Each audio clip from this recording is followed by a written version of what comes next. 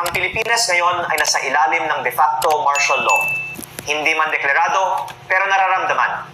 Marami ay tahimik dahil sa takot na makasuhan, dahil nakikita na ang mga kritiko ng administrasyon ang mga unang sinasampahan ng kaso habang ang ibang mga kaalyado ay hinahayaan.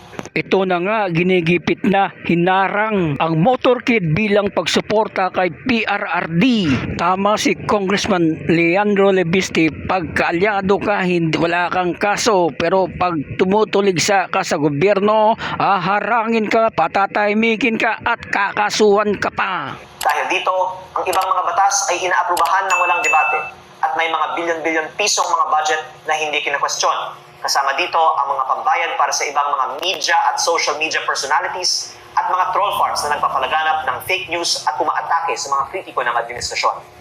Ganito din sa panahon ng martial law ni dating Presidente Ferdinand Marcos Sr.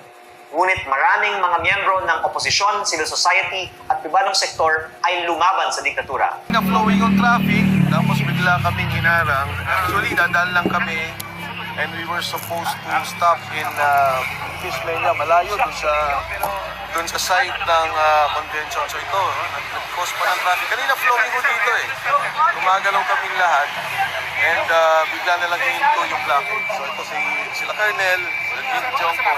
Alam naman natin, nautusan lang naman yung mga polis. Pero siyempre, tayo rin, sinasabi lang natin na hindi na wala naman tayong gulo, dadaan lang, exit, and then doon magpo-convert sa pedestrian na hindi doon sa convention proper.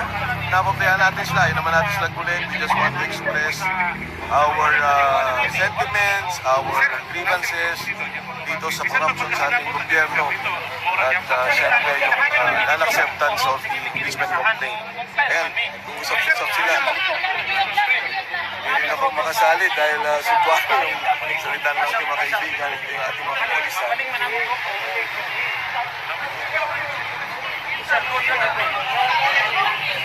At ito yung kabuuan ng ating motorcade.